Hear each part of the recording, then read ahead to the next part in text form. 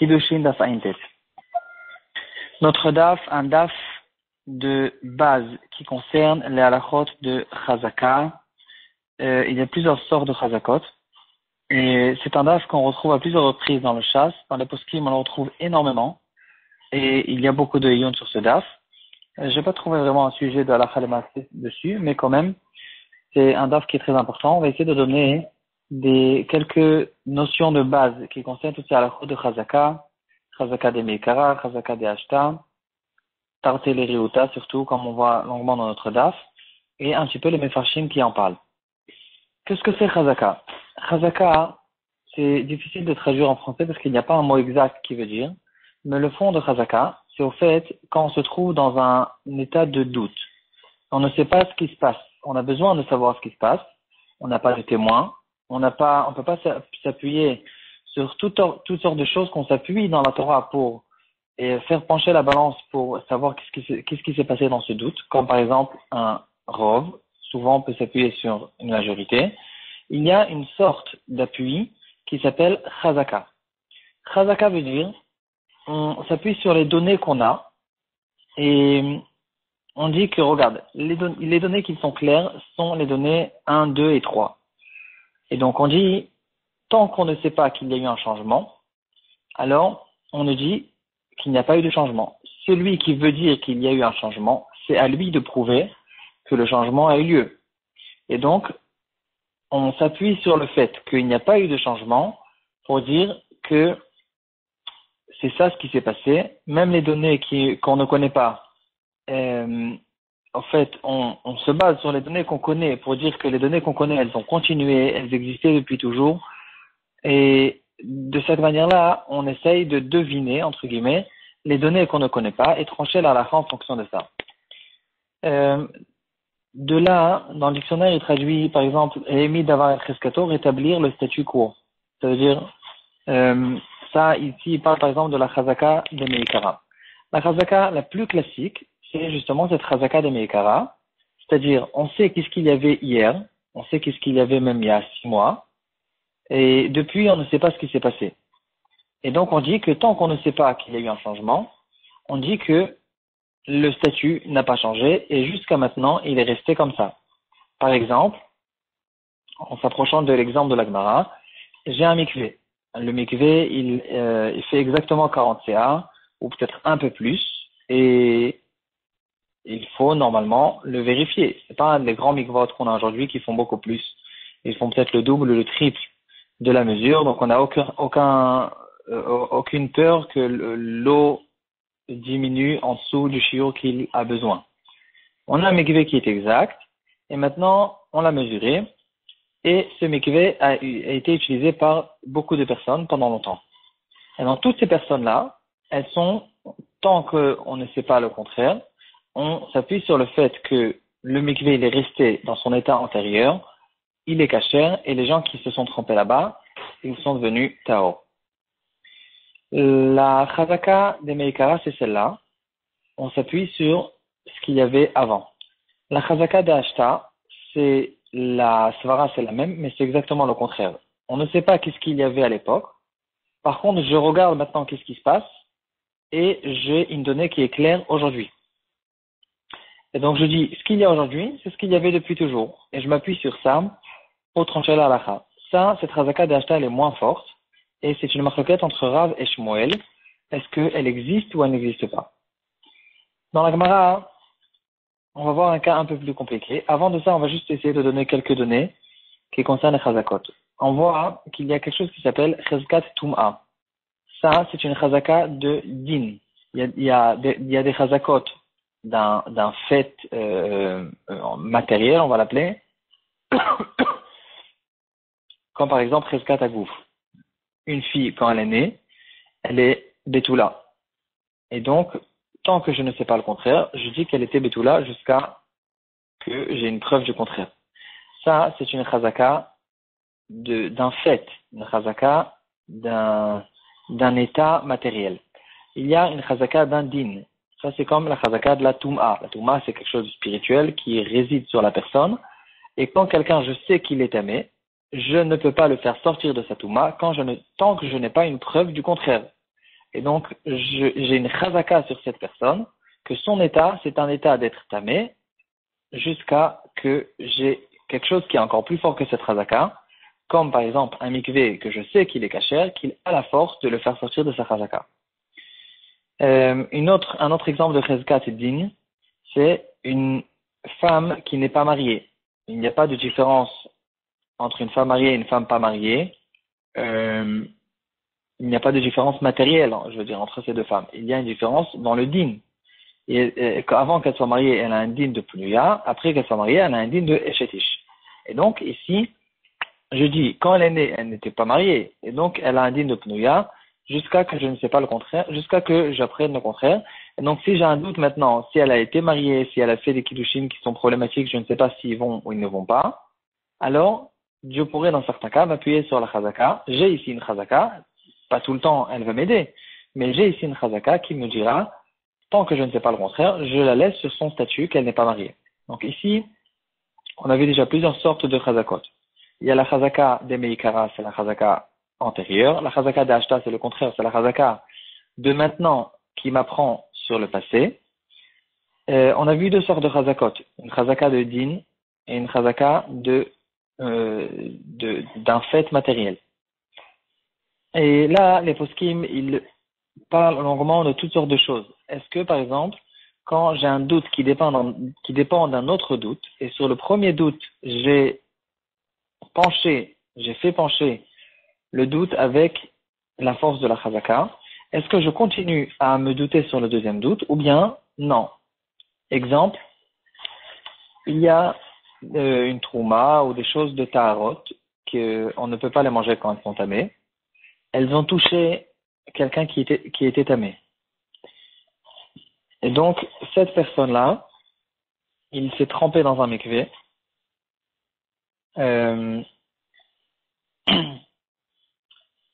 Et cette personne qui s'est trempée dans le mikvé, qu'on ne sait pas si ce mikvé il est caché. Donc maintenant, on s'est appuyé sur le fait que cette personne il était tamé pour dire qu'on continue à le traiter comme quelqu'un de tamé. Et si c'est comme ça, même les taharot qui avaient une chazaka d'être tahor, au contraire, puisqu'on sait que elles ont touché cette personne tamée, alors elles seront tamées. C'est-à-dire, on pourrait au fait se poser une question de base.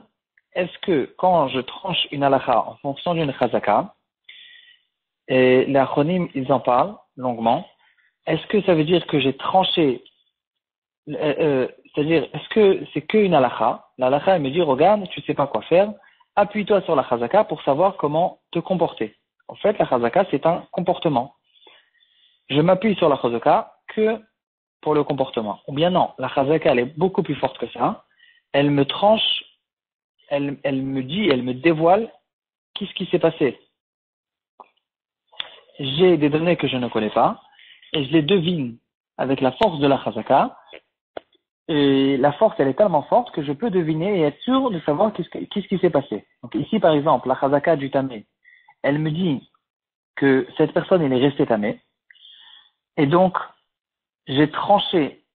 C'est pas que je me comporte envers cette personne comme quelqu'un qui était tamé, c'est que je sais maintenant que cette personne, il est tamé, point final. Donc, s'il est tamé, même si après il va toucher des taharot, ces taharot deviendront tamés parce que j'ai déjà tranché dans le cas de base, dans le fond, dans la racine du safek, j'ai tranché, je sais ce qui s'est passé grâce à la force de la chazaka, je sais que cette personne est restée tamée, et donc maintenant, puisque j'ai décidé ça, je peux maintenant même contrer une autre chazaka, comme la chazaka de la tahara des taharot, et dire que ces taharot sont devenus tamés. Bon, c'est des sujets de Iyun. On va revenir à notre Gemara, qui parle d'un cas qui s'appelle Tartel et Riuta. Tartel et Riuta, c'est le cas suivant. Il y a encore plusieurs cas, mais le cas que la Gemara nous ramène, on a un mikvé. Le mikvé, il a été mesuré. Il était bon, il était kasher. Plus tard, donc entre-temps, beaucoup de gens se sont trempés dans ce mikvé. Et maintenant, il y a eu une vérification de ce mikvé, qu'on fait par exemple une fois par mois, une fois par 6 mois. Et on a remarqué que ce mikvé, il manquait de la mesure. Donc maintenant, le mikvé, il n'est pas bon. il y a un mois, le mikvé, il était bon. Qu'est-ce qui se passe maintenant entre ces deux temps avec toutes les personnes qui se sont trempées dans le mikvé? Donc ici, on a 3 chazakot qu'il faut prendre compte d'elles. Il y a la chazaka antérieure du mikvé. En fait, la racine du safek, c'est qu'est-ce qui se passe avec le mikvé. Si je sais, si j'ai des témoins que le mikvé il a été vidé il y a 5 minutes par quelqu'un qui a décidé de le vider, alors je n'ai plus aucun problème. Je sais très bien que toutes les personnes qui se sont trempées dans le mikvé jusqu'à il y a 5 minutes, ils sont devenus tao. Mais puisque je n'ai pas de témoins, je dois m'appuyer sur les chazakot. Donc ici, je me retrouve avec 3 chazakot qui se contredisent et je dois savoir comment me comporter. D'un côté, il y a la racine du safek, c'est le mikvé. Le mikvé, il a une chazaka demeikara. La chazaka antérieure du mikvé dit que le mikvé, il est resté tao jusqu'à maintenant, inclus maintenant. Le problème, c'est que je peux pas dire inclus maintenant parce que j'ai une chazaka de'ashta qui dit attends, mais je viens de vérifier le mikvé et maintenant c'est sûr qu'il n'est pas kasher. Donc j'ai 2 données qui sont claires. Il était kasher il y a un mois, il n'est pas kasher maintenant. Donc maintenant je me pose la question. J'ai 2 chazakot qui se contredisent. Et quand maintenant je veux savoir qu'est-ce qui se passe avec cette personne qui s'est trempée dans le mikvé hier, alors je dis, attends, mais cette personne lui-même il a aussi une chazaka, parce que je sais qu'il était tamé. C'est pas que j'avais un doute s'il était tamé. Il était tamé, point final. Je veux savoir s'il est sorti de sa touma. Alors puisque la donnée qui est claire c'est qu'il était tamé. Et la donnée qui n'est pas claire c'est est-ce qu'il est sorti de la touma, parce que je ne sais pas quel était le statut du mikvé pendant ce moment-là. Alors, il y a une chazaka de cette personne qui dit cette personne, il est resté tamé. Donc, la chazaka, au fait, antérieure de cette personne, qu'il est resté tamé, tant que je ne sais pas le contraire. Donc, ce qui se passe, c'est que j'ai 2 chazakot qui me disent que cette personne est tamé, et une chazaka qui me dit que cette personne, il est tao. On reprend. La chazaka du mikvé antérieure la chazaka des meikara, la chazaka antérieure du mikvé me dit qu'il est tao, parce que le mikvé, il était caché jusqu'à maintenant. Et la chazaka de maintenant, chazaka de Ashta, plus la chazaka de la personne qui était tamé, me disent non, cette personne, il est tamé. Et c'est ça ce qu'on appelle tarté les riuta. On a 2 chazakot contre une, et ces 2 chazakot me disent que cette personne, il est resté tamé, et c'est pour ça que c'est ça la halakha, qu'on dit que cette personne, il est tamé, et on ne peut plus s'appuyer dans ce cas-là sur la chazaka antérieure du mikvé. La question que les poskim essayent de relever, c'est en fait une question de compréhension. On va donner 3 ma'alachim, c'est pas long. Chaque ma'alach, on va le dire en 1 ou 2 minutes. Et on aura en fait contourné un petit peu ce sujet. Qu'est-ce que c'est ce tarté les riuta? Il y a 3 possibilités d'expliquer comment ça marche. La première possibilité, c'est comme on a dit, puisqu'il y a des contradictions entre les chazakot, alors on met une en face de l'autre, la chazaka des meikara contre la chazaka des ashta, la chazaka antérieure du mikvé contre la chazaka de maintenant, du présent du mikvé, et elles se neutralisent l'une à l'autre. Et donc je ne sais pas quoi faire, je ne peux pas faire pencher la balance du mikvé d'aucun côté, parce que je sais que maintenant le mikvé il est pas bon. C'est pas que je m'appuie sur le fait que le mikvé il est kasher jusqu'à maintenant, parce que maintenant il n'est pas kasher. Donc la chazaka de meikara neutralise la chazaka de ashta, ou le contraire. Et donc, je me retrouve sans aucune chazakot pour savoir qu'est-ce qui se passe avec le mikvé. Et donc, qu'est-ce qui se passe? Donc, maintenant, je me retrouve avec la chazaka de cette personne qui est tamé, et donc, c'est à cause de ça qu'il reste tamé. Le problème, c'est que ça peut marcher que d'après Rav et pas d'après Shmuel, parce qu'il y a une requête entre Rav ou Shmuel. Est-ce que cette chazaka des ashta, c'est une chazaka qui existe ou qui n'existe pas? D'après Shmuel, on ne dit pas une chazaka d'ashta. On ne fait pas une chazaka sur un passé. Je ne peux pas dire je sais ce qui se passe maintenant, donc je sais grâce à ça ce qui s'est passé hier. Je peux faire le contraire. Je sais ce qui s'est passé hier et je dis qu'il n'y a pas eu de changement. Mais de dire rétroactivement je sais ce qu'il y a aujourd'hui et il n'y a pas eu de changement par rapport à ce qu'il y a eu aujourd'hui rétroactivement hier, ça c'est quelque chose qui n'existe pas d'après Shmuel. Et donc si c'est comme ça, on ne peut pas dire que le pshat de Tarté les Riuta, c'est que je fais contrer la chazaka des Mekara contre la chazaka des Ashta, parce que la chazaka des Ashta n'existe pas d'après Shmuel. Donc pour ça, il y a 2 autres explications que les Achronim nous donnent. Il y a le Shav Shema Teta, c'est un livre entier qui a été écrit sur tous les Inyanim de Rov et de Chazaka. Et le Shav Shema Teta, il nous donne une explication, il dit comme ça. La chazaka du mikvé, c'est une chazaka qui est mauvaise. Il y a des degrés dans les chazakot. Quand je m'appuie sur le fait qu'il y a eu un mikvé qui a été vérifié, et que maintenant je ne sais pas qu'est-ce qui se passe avec ce mikvé, je m'appuie sur une chazaka qui est très bonne. Je dis hier il était bon, il n'y a pas une raison de dire qu'aujourd'hui il n'est pas bon. Par contre, ici, cette chazaka du mikvé, elle a été raffaiblie à cause du fait que maintenant j'ai vérifié le mikvé et je sais qu'il manque de sa mesure. Donc c'est pas que je dis qu'il y a une chazaka d'Ashta qui me dit attention, de la même manière qu'aujourd'hui il manque, hier aussi il manque. Cette svara, elle veut rien elle me cause à dire que la chazaka de Meikara, elle est faible. Elle me raffaiblit la chazaka de Meikara. Et donc, je me retrouve maintenant avec une chazaka, la chazaka antérieure qui a été raffaiblie. Et de l'autre côté, je mets la chazaka du tamé, qui est, au contraire, une bonne chazaka. Parce que la chazaka du tamé, c'est pas que je sais aujourd'hui qu'il est tahor et je me demande qu'est-ce qui s'est passé hier. Je me pose la question s'il s'est rendu tahor du tout. Donc peut-être que cette personne jusqu'aujourd'hui il est resté tamé, ce qui n'est pas le cas dans le mikvé.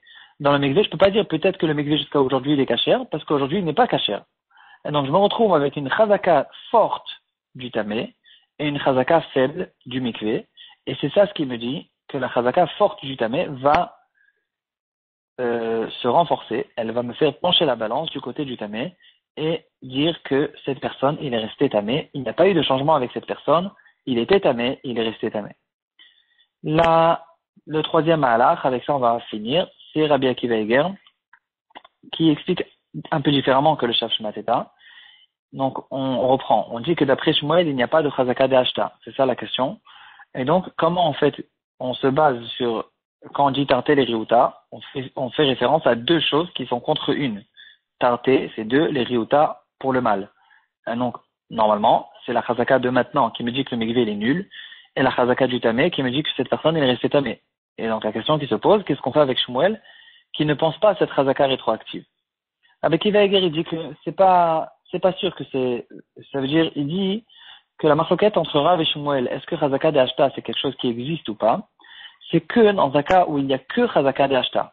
On parle d'un cas où il n'y a pas de chazaka antérieure, c'est-à-dire je ne sais pas ce qu'il y avait à l'époque, je sais juste ce qui se passe aujourd'hui. Et aujourd'hui, j'ai la donnée qui est claire, et je veux dire, grâce à ça, deviner ce qu'il était hier. Ça, Shmuel n'est pas d'accord avec ça. Par contre, quand j'ai une autre chazaka qui renforce, en fait, quand j'ai une autre chazaka qui se met amie avec cette chazaka, comme dans notre cas où j'ai la chazaka du tamé, qui me dit, cette personne, il était tamé, tant que tu m'as pas prouvé le contraire, il est resté tamé.